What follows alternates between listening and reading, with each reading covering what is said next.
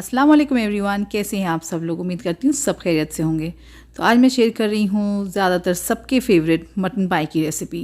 बनाने में आसान और खाने में डिलीशियस। वाइट राइस के साथ या रोटी के साथ इसको एंजॉय करें। हल्की हल्की ठंड पड़ना शुरू हो गई ना, तो ये परफेक्ट टाइम है पायों को एंजॉय करने का। देखने में बेहतरीन और खाने में बहुत ही मज़ेदार बन के तैयार होते हैं। बहुत सिंपल सी रेसिपी है, तो वीडियो को एंड तक देखिएगा और इसको ट्राई कीजिएगा। मुझे उम्मीद है आप लोग को बहुत पसंद आएगी। तो देखिए फ्रेंड्स, मैं ये रेसिपी बना रही हूँ प्रेशर कुकर में, ताकि थोड़ी जल्दी बन जाएगी। आप चाहें तो इसको पतीली में बना सकते हैं, बस कुकिंग टाइम बढ़ जाएगा। तो यहाँ 4 मैंने मटन के पाए ले लिए थे। अच्छे से वॉश करके मैंने इसको कुकर में डाला है। साथ में डालेंगे थोड़ा सा हल्दी पाउडर और नमक डाल देंगे टेस्ट के हिसाब से। थोड़े खड़े मसाले डालेंगे जिससे पाव की स्मेल बिल्कुल ख़त्म हो जाएगी। तो मैंने यहाँ तेज़पात, दालचीनी, लौंग, काली मिर्च, जवित्री, हरी इलायची और काली इलायची डाली है। साथ में डाल देंगे लहसुन अदरक का पेस्ट 1 टेबल स्पून के करीब। फिर जाएगा इसके अंदर प्याज। छोटी साइज़ की प्याज को ना मैंने रफली चॉप करके डाल दिया है। और डाल देंगे पानी। ये मैंने 1 लीटर पानी इसमें डाला है, क्योंकि पाए का शोरबा बहुत ज़्यादा थिक नहीं होता है, हल्का पतले साइड पे रहता है, तो मैंने उसी हिसाब से पानी डाला है। अगर आपको बहुत गाढ़े पाए पसंद हैं तो ही आपने जो ना पानी जो है थोड़ा कम डालना है, वरना 1 लीटर बिल्कुल परफेक्ट रहेगा, जो आप आखिर में देखेंगे। सब चीज़ों को हल्की आंच से मिक्स करने के बाद मैंने लिड लगा दी थी। हाई फ्लेम पर 1 विसिल आने दी थी। उसके बाद फ्लेम को लो करके मैंने इसको आधे घंटे के लिए गला लिया था। तो जब तक पाए गल रहे हैं, हम यहाँ ग्रेवी बनाना शुरू कर लेते हैं। तो पतीली में मैंने 1/3 कप के करीब जो ना तेल ले लिया था और इसमें डाल दी है प्याज। एक बड़े साइज़ की प्याज को ना मैंने इसका पेस्ट बना के डाला है। आप चाहें तो प्याज को फ्राई करके बरिस्ता बना के बाद में उसको ना पीस के भी डाल सकते हैं।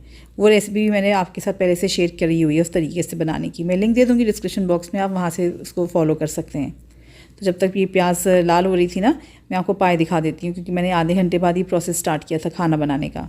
तो देखिए पाए बहुत अच्छे से गल गए। अब आपने ना ये सारे पाव को निकाल के एक प्लेट में अलग रख लेना है और यखनी को जो है ना वो छान लेना है।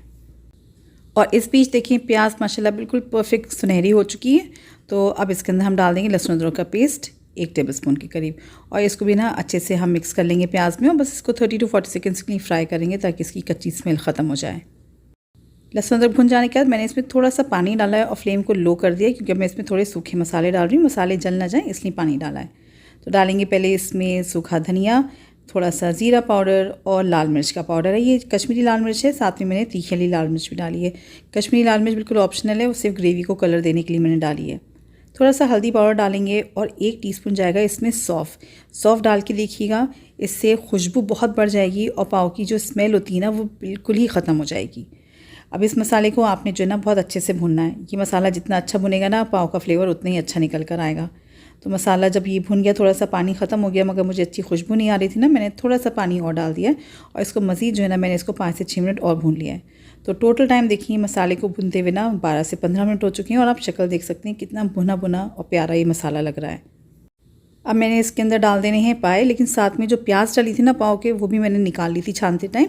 तो ये जो है ना प्याज भी मैंने इसमें डाल दी, गली हुई है, बस 1 से 2 बार चम्मच चलाएंगे ना ये बिल्कुल मैश हो जाएगी। और डालेंगे इसमें उबले हुए पाए, और पाए डाल के आपने इसको ना तकरीबन 8 से 10 मिनट के लिए अच्छे से भून लेना है। फ्रेंड्स, अगर आपको रेसिपी थोड़ी भी पसंद आ रही है ना, तो प्लीज़ इसको लाइक, शेयर और चैनल को सब्सक्राइब ज़रूर कर दीजिएगा। और आपकी रेसिपी किस शहर से, किस कंट्री से देख रहे हैं, मुझे कमेंट सेक्शन में ज़रूर बताएं, ताकि मैं आपका शुक्रिया कर सकूं। अच्छा देखिए पाए को मैंने बहुत अच्छे से भून लिया है। अब इसमें डाल देंगे यखनी जो छान के रखी थी। तो ये 1 लीटर पानी डाला था ना, तो तकरीबन जो है ना ये 800 ml के करीब पानी बचा था। ये सारा मैंने इसमें यखनी डाल के हल्की आंच से पाव को मिक्स कर लिया है। नमक चक्खा मुझे थोड़ा सा कम लगा है, तो मैंने इसमें आधा चम्मच डाल दिया। आप भी टेस्ट करके इस पॉइंट पे अपने टेस्ट के हिसाब से एडजस्ट कर लीजिएगा।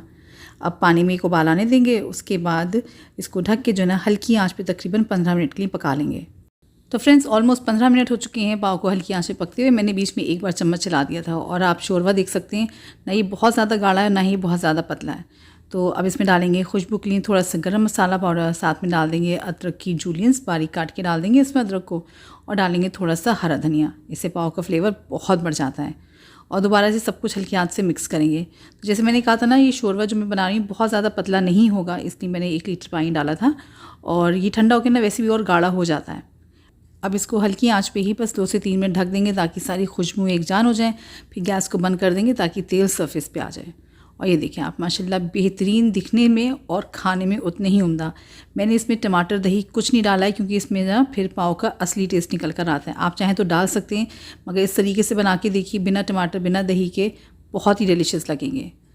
सर्विंग बोल में निकालने के बाद मैंने इसको गार्निश कर दिया था हरा धनिया, अदरक और हरी मिर्च के साथ। देखने में अच्छे लग रहे हैं पाए तो खाने का दिल तो करने ही लग रहा है फिर से। और इसको आप वाइट राइस या हाथ की रोटी के साथ एंजॉय कर सकते हैं, बहुत डिलीशियस बन के तैयार होते हैं।